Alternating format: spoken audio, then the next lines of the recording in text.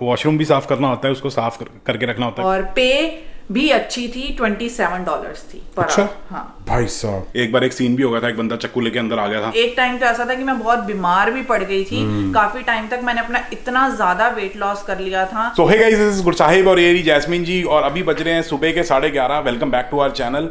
तो आप में से काफी सारे लोग कमेंट करते हो कि भाई आपकी लाइफ तो सेट है, सारी बढ़िया चीजें चल रही है, मजा ही है आपकी जिंदगी का, लेकिन उसके पीछे का जो स्ट्रगल या फिर जो मेहनत कह लो वो आप लोगों को नहीं पता है। मतलब काफी सारे लोगों को नहीं पता है। तो आज की इस वीडियो में हम आप लोगों के साथ शेयर करेंगे कि हमने कौन कौन सी कनाडा के अंदर पार्ट टाइम जॉब की थी अपने स्टूडेंट टाइम पे, मतलब 3-4 साल पहले वो जॉब्स कैसे मिली थी, उन जॉब्स में क्या क्या काम करना होता था। और अगर मम्मी पापा देख रहे हैं तो कोशिश करना है वीडियो आप ना देखो, क्योंकि आपको थोड़ा सा दुख होगा क्योंकि कनाडा में सारी जॉब्स करनी पड़ती हैं स्टूडेंट टाइम पे। तो without wasting any more time, breakfast बनाओ, ब्रेकफास्ट बनाएं एंड वीडियो स्टार्ट करते हैं।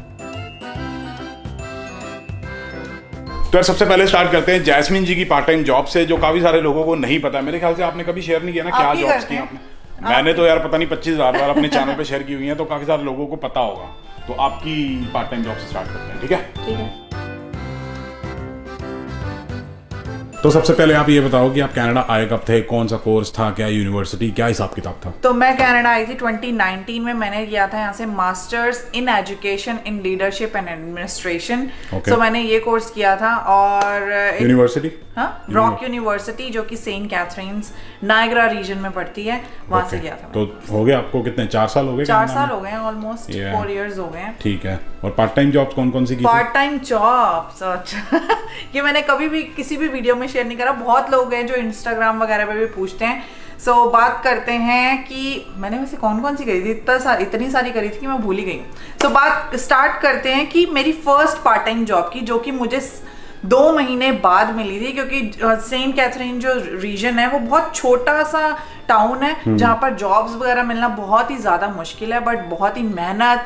मेरा जो बस ड्राइवर होता है, जिस एक बस में मैं रॉक यूनिवर्सिटी से घर आती थी ना, उन्होंने मेरी बहुत हेल्प करी थी। वो फोटो क्लिक करके मुझे मैसेज करते थे कि यहाँ पर ओपनिंग है, go apply there and this and that. बहुत सारी ऐसी चीजें होती थी। मतलब एक वो सबवे वाली भी तो कहानी आपने मेरे को बताई थी फोन पे। हाँ, कि पता नहीं कौन से सबवे या रेस्टोरेंट में आप गए थे, वहाँ पे हंस रही थी लड़कियां। तो एक बारी मैं सबवे पे गई थी, क्या कहते हैं, जॉब अपना रेज्यूमे वगैरह देने। तो वहां पर ना सारे इंडियन बच्चे ही थे। तो मैंने रेज्यूमे दिया उसको, मैंने कहा कि मुझे मैनेजर से बात करनी है। तो ना उसने कहा कि मैनेजर तो नहीं है, मुझे उस टाइम मुझे इतना नहीं पता था, मैंने दे दिया। और सब जैसे ही मैं सबवे से बाहर आने लगी ना, सब लोग हंसने लग गए, मतलब मजाक उड़ा रहे। आई डोंट नो वो क्या था, बट मुझे बहुत ही ज्यादा बुरा लगा था उस दिन। तो फिर मैंने बहुत ही मेहनत करी, मतलब मैंने अप्लाई करी जा रही हूँ। मतलब मैंने कितनी बार तो गुरसाहिब जी के साथ मैंने फोन पे रोई हूँ, मेरे को जॉब नहीं मिल रही, मैं क्या करूँ। And he just said like keep on applying. तो फिर फाइनली मुझे वॉलमार्ट में एज अ कैशियर जॉब मिली। Okay. So, वो भी मैंने जैसे बताया ऑनलाइन अप्लाई करा था, इंटरव्यू हुआ था, ग्रुप इंटरव्यू। उस टाइम ग्रुप इंटरव्यूज वगैरह होते थे। तो आई थिंक हफ्ते बाद ही मुझे ऑफर लेटर वगैरह उनका आ गया था। उसके बाद जैसे कहते हैं ना, एक चीज होती है, रास्ते खुल जाते हैं। तो उसके बाद मुझे एक और पार्ट टाइम जॉब मिली थी पीपल्स ज्वेलरी में, पीपल्स पे। अच्छा। तो वहाँ एज अ सेल्स एसोसिएट, वो जो शॉपिंग मॉल्स के अंदर ज्वेलरी का स्टोर होता है, ज्वेलरी का स्टोर होता है, वहाँ पर मुझे एज अ सेल्स एसोसिएट मिली थी। मतलब वो जॉब बहुत ही अच्छी, अब अच्छी थी बुरी थी ये तो मेरे को पता नहीं, लेकिन एक रीजन जिसलिए जैस्मिन जी को जॉब बहुत पसंद थी वो ये है कि वहाँ पे तैयार होके जाना होता था, ब्लैक कलर के कपड़े डाल के, क्योंकि ज्वेलरी का स्टोर था ना, है ना। हाँ। तो इसलिए उनको बहुत ज्यादा अच्छी लगती है। तो 16 साल से जानता हूँ, ऐसे ही थोड़ी। और जो वॉलमार्ट वाली जॉब थी एज अ कैशियर, वो बहुत थकाने वाली जॉब थी। मतलब 8 घंटे की शिफ्ट होती थी, तो 8 घंटे आपको खड़े रहना पड़ता था। और ब्रेक होती थी 2:15 और 1 आवर की। तो it was very tiring job. और इनको प्रमोशन भी बहुत जल्दी मिली थी। जब तक मेरी ग्रेजुएशन कंप्लीट हुई थी कनाडा के अंदर, तब तक आई थिंक 2 बार प्रमोशन हो गई थी आपकी, 1 बार हो गई थी, 3 बार इनकी प्रमोशन हो गई थी 6 महीनों में। मतलब 6 महीने साल भर में, भाई साहब। आई थिंक 15 डेज ही हुए थे मुझे एज अ कैशियर। तो मुझे 15 या 17 डेज के अंदर ही कस्टमर सर्विस मैनेजर बना दिया गया था। और उसके बाद 2 महीने में कस्टमर वैल्यू मैनेजर, उसके बाद मुझे एक CVT मैनेजर होता है वॉलमार्ट के अंदर, उसमें प्रमोट कर दिया था। मतलब ये 5 मंथ्स की ड्यूरेशन में ये सब हो गया था। और उसके बाद अगर मैं बात करूं अपनी दूसरी जॉब जो कि पीपल्स पे थी, उसमें सिर्फ मुझे 7 to 8 आवर्स मिलते थे, just because time frame 20 hours ही हमें जॉब करनी होती है, तो 12 आवर्स मैं वहाँ करती थी और बाकी बचे हुए आवर्स मैं पीपल्स पे। तो उसमें कोई कमीशन वगैरह मिलती थी सेल करने हाँ, की? मिलती थी। अच्छा, और मैंने गैस किया था, मुझे पता नहीं था। बहुत अच्छी जॉब थी वो। और साथ के साथ मैंने एक और जॉब भी करी थी जो कि थी मेरी यूनिवर्सिटी में, जो कि थी रिसर्च असिस्टेंट। और ये जॉब मैंने आई थिंक लास्ट के 5 से 6 महीने करी थी, और इसमें भी कुछ नहीं करना होता था, ये तो एक्स्ट्रा आवर्स थे आपके। और इसमें ऐसा कुछ नहीं था कि आप 20 आवर्स ही कर सकते हो, क्योंकि यूनिवर्सिटी में आप अनलिमिटेड आवर्स कर सकते हो। और ऑन कैंपस जॉब के लिए मुझे आवर्स मिलते थे हमेशा 11 to 12 आवर्स वहाँ मिल जाते थे, और पे भी अच्छी थी, $27 थी पर अच्छा? आवर। हाँ भाई साहब, ये जो प्रमोशंस हुई हैं आपकी दुनिया जहान की, ये कैसे हुई हैं? ऐसा अच्छा काम किया था? प्रमोशन इस वजह से हुई है कि मैं हमेशा आउट ऑफ द बॉक्स कुछ करने की कोशिश करती थी। कभी भी ऐसा नहीं है जो मुझे दिया गया है बस वही काम करना, और मेरी सारे मैनेजमेंट के साथ बहुत अच्छी बनती थी। मतलब मेरा, जिसे कह सकते हैं कि क्या कहते हैं ना, अच्छी बना के रखनी चाहिए अपने मैनेजर के साथ, तो अच्छा था। तो जैसे मुझे फुल टाइम जॉब चाहिए थी, सबने मेरी मदद करी, मुझे ट्रांसफर चाहिए था, सब लोग हमेशा मेरी हेल्प करते थे। तो इस तरीके से आज जो मेरी डेजिग्नेशन है वॉलमार्ट में ही है, असिस्टेंट स्टोर मैनेजर, जो कि पोजीशन मुझे, जो लोगों को 7 इयर्स में मिलती है या 5 इयर्स में मिलती है, I got that position in 1.5 years। काफी सारे लोगों को लगता है कि भी कनाडा जाके ये सब काम कर रहे हैं, इस फेज से सबको गुजरना पड़ता है, सारे लोग ये काम करते हैं, है ना? हाँ। जितने भी स्टूडेंट आते हैं, वो सिनेरियो अलग है कि अगर आप वर्क परमिट पे आए हो या फिर ट्रांसफर वगैरह लेके आए हो, तब आपको ये सब नहीं करना होगा। लेकिन अगर कोई स्टूडेंट रूट से कनाडा आ रहा है तो उसे ये सारे काम जरूर करने पड़ेंगे। मतलब ये जो ड्यूरेशन है, अलग अलग टाइप की पार्ट टाइम जॉब करना, इससे निकलना ही पड़ेगा।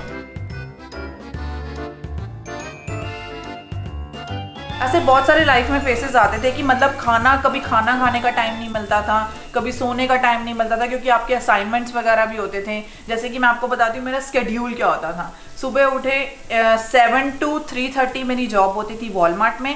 3:30 से मैं फटाफट से निकलती थी, क्योंकि मेरी यूनिवर्सिटी की क्लास होती थी 4:30 to 7। उसके बाद 7 to टिल क्लोजिंग मेरी नेक्स्ट जॉब होती थी। तो मतलब इतना ज्यादा स्ट्रगल होता था ना कि कभी कभी तो मेरे पास असाइनमेंट करने का टाइम नहीं होता था, और मैं वॉलमार्ट की 1 आवर की जो ब्रेक होती थी उसमें असाइनमेंट करती थी।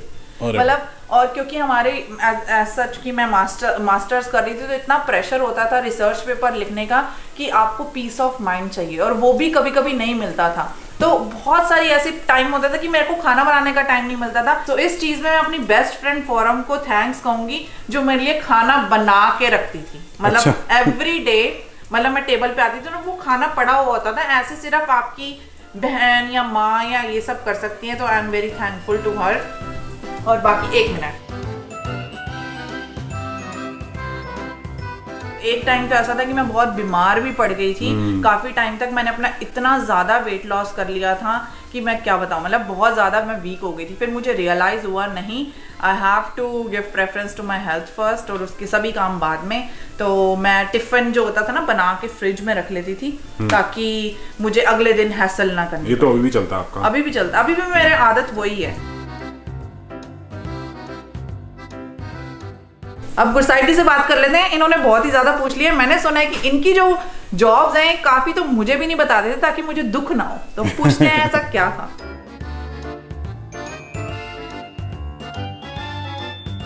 बेसिकली जैसे ही मैं कनाडा आया था, 20 अगस्त को मैं थंडर पे पहुंचा था, 10 दिन विनीपेग रहने के बाद।